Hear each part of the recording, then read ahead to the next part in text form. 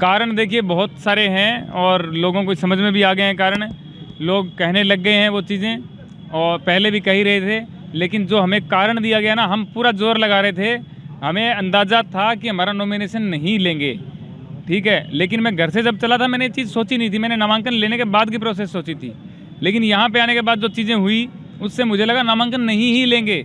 इतने ट्वीट, इतने मेल, इतने फ़ोन कॉल किए कि मुझे लगा कि 3 बजे के बाद में जो 27-26 लोगों का नामांकन कल हुआ है, 3 बजे के बाद में 26 लोगों का, वो मेरे मेल ट्वीट से हुआ है, ऐसा मुझे लगा था। लेकिन आज उसका पता चला कि वो क्यों हुआ। वो अगर नामांकन पहले हमारा ले लेते तो उसमें कुछ टाइम हमें मिल जाता, जिसमें वो कमी निकालते अगर छोटी सी भी, तो उसमें हमें टाइम मिल जाता, उसमें हम दे देते वो चीज़। उन्होंने आज हमें ये रीज़न बताया है, अपने मुंह से बोल करके बताया है कि आपका जो नामांकन है वो इस टाइम पे हुआ है 2:58 पे 14 तारीख को। हमने आप में जो कमियां निकाली है उसके लिए आपके पास डॉक्यूमेंट देने का टाइम नहीं है, तो वो आपकी गलती है, हमारी डीएम की गलती नहीं है।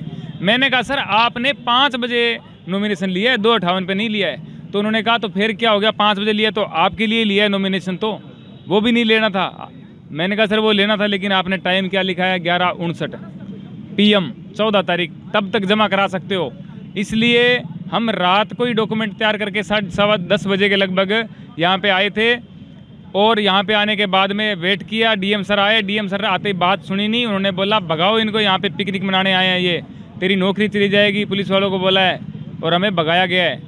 फिर हमें लगा कि हम रात को तो नहीं, टाइम गलत लिख दिया होगा, सुबह पहुँचते हैं। सुबह आए, यहाँ पे कोई नहीं 11 बजे एक्सेप्ट कर रहा, कुछ भी नहीं चीज़ें। फिर लाइन में लगे हैं सब लोग, सब प्रत्याशी जो कल थे वो लाइन में लगे हैं। बारी नहीं आई है 3 बजे तक, बारी नहीं आई। फिर 3 बजे बाद धीरे धीरे एक एक करके सबको अंदर लिया है और सबको बोला है कि आपने शपथ नहीं ली, आपके अंदर ये कमी है, वो कमी। डॉक्यूमेंट पेश कर रहे हैं, आज सारे लोग डॉक्यूमेंट पेश कर रहे हैं कि सर 24 घंटे भी नहीं हुए, हम दे रहे हैं डॉक्यूमेंट। कहते हैं आपके पास टाइम ही नहीं है। बताया गया आपके नामांकन पत्र का खारिज होने का शपथ नहीं ली सर, शपथ नहीं ली ये कारण बताया। जबकि मैंने देखा बाद में, क्योंकि मोदी जी जब शपथ ले रहे थे हम तो यहाँ पे लाइनों में लगे हुए थे, तो मैंने बाद में देखा कि मोदी जी को शपथ सर दिला रहे हैं, और ये शपथ दिलाने का काम जो होता है वो उनका होता है। मैं पहली बार चुनाव लड़ रहा हूँ, अगर मैं ये बोल दूं कि मैं चुनाव लड़ूंगा, लड़ना चाहता हूं, तो भी चुनाव आयोग मुझे लड़ाए, ऐसा नहीं है मैं। लेकिन मैंने तो पूरी प्रक्रियाएं पूरी करके और डॉक्यूमेंट वहां पे जमा कराए।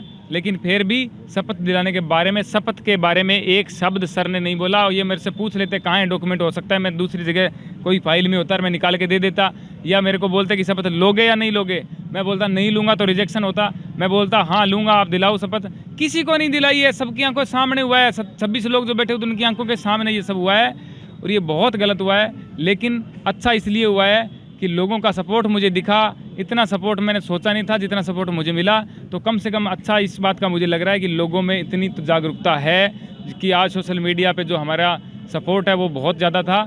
और दुख इस बात का है कि जो चीज़ हमें लगी थी कि ये हो रही है वो वाकई में सच है, और वो 15 दिन पहले ही सामने आ गया।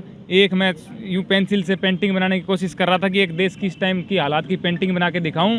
वो पेंटिंग जो है चुनाव आयोग ने प्रिंट करके दे दी है, बोले आप रहने दो बनाने को, ये ले जाओ, लगाओ, दिखाओ सबको, 4 दिन में काम हो गया आपका, निकलो इधर से। ये बात है।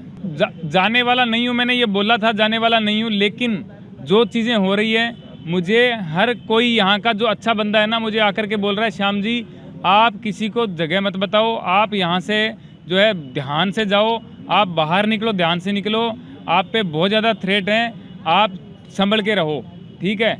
और मेरे पास हर जगह से फ़ोन आ रहे हैं। जब नामांकन नहीं हुआ था उस टाइम आ रहे थे, नामांकन हुआ तब हमें हौसला हुआ कि चलो ठीक है, अब कोई दिक्कत नहीं है। तो अब जो चीज़ है, मैंने तो ये भी कसम खाई थी कि गंगा मैया में डुबकी मैं तब लगाऊंगा जब मेरा नामांकन एक्सेप्ट हो जाएगा। अब तो एक्सेप्ट भी नहीं हुआ, लेकिन अब ये थोड़ी है कि माँ से नाराज़गी कब तक हो सकती है सर। माँ है गंगा मैया तो, और बेटे तो हम भी गोद लिए हुए हैं ही। मोदी जी अकेले थोड़ी हैं, कह के चले गए। लोकतंत्र तो जिंदा रखो यार। अगर आप ये वीडियो YouTube पर देख रहे हैं तो हमारे चैनल को सब्सक्राइब करें और बेल आइकन को दबाना ना भूलें। अगर आप Facebook पर ये वीडियो देख रहे हैं तो हमारे पेज को लाइक करें।